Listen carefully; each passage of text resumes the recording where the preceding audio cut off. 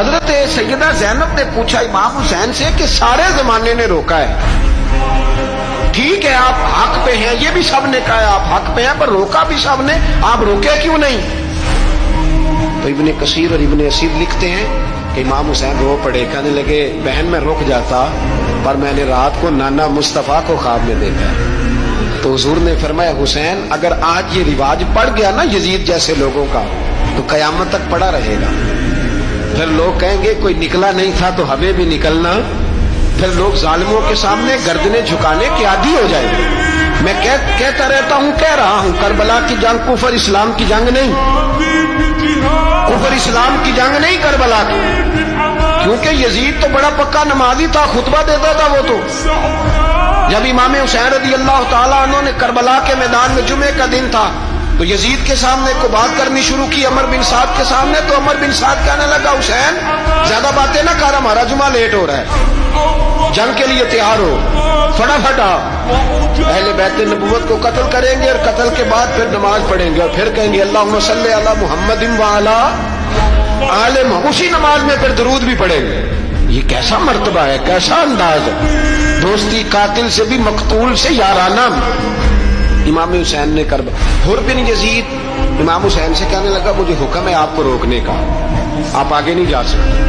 امام صاحب نے فرمایا وجہ زمین اللہ کی ہے، اس نے کہا آپ بیعت نہیں کر رہے، یزید کی حالات آپ کے حق میں درست نہیں ہے، آپ نہیں جائیں گے۔ امام روک گئے۔ ظہر کی نماز کا وقت ہوا تو حضرت علی اکبر امام حسین کے بڑے صاحبزادے انہوں نے اذان ظہر پڑھی تو حر بن یزید کے لشکر نے امام حسین کے پیچھے نماز ادا کی۔ کہا بھئی تم مقابلے میں آئے ہو نماز پیچھے پڑھتے ہو؟ کہا حضور مقابلہ تو تلواروں سے کر رہے ہیں پر ہمارا دل تو مانتا ہے نا کہ مصطفیٰ کا نواسہ بڑی شان والا ہے۔ حر بن یزید نے 3 نمازیں لشکر سمیت امام حسین کے پیچھے پڑھی ہیں، 3 نمازیں، ظہر اثر اور مغرب۔ پھر امام حسین کے سامنے شرائط پیش کی کہ آپ کو یہاں گھیر لیا گیا ہے، یہاں آپ بیعت کریں گے، یہاں جنگ کریں گے، 2 ہی بات۔ امام حسین نے فرمایا نہیں بھائی بیعت تو میں نہیں کرتا، اس کے علاوہ تم جو کہتے ہو میں کرنے کو تیار ہوں۔ اس نے خط لکھا، عبید اللہ ابن زیاد کو ایک بندہ دوڑایا پیچھے کوفے، چند میل سے کوفہ تھا، کہا وہ نہیں مان رہے، کیا کرنا؟ تو حسین ابن علی ہے، میں زیادہ دیر انہیں روک بھی نہیں سکتا۔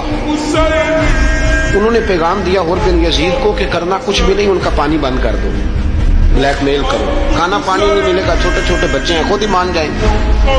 حضرت امام علی مقام کے بارے میں حر کے پاس جب یہ پیغام آیا تو حر کہنے لگا میری طبیعت نہیں مانتی حسین پر پانی بند کروں، دل نہیں مانتا۔ جب یہ لفظ کہے نا دوبارہ تو پھر عبید اللہ ابن زیاد نے عمر بن سعد کو 10,000 آدمی دے کے بھیجا، کہا حر بن یزید لچک دکھا رہا ہے حسین کے ہاتھ میں۔ ایک رے کا علاقہ تھا، بڑی وہاں فصل ہوتی تھی، لوگ کوشش کرتے تھے وہاں کا گورنر بننے کی، کوشش کرتے تھے۔ تو عبید اللہ ابن زیاد کہنے لگا تمہیں رے کی گورنری ملے گی، سب سے سرسبز و شاداب علاقہ، تمہیں وہاں کا گورنر بنایا جائے گا اگر حسین کے خلاف لڑو گے۔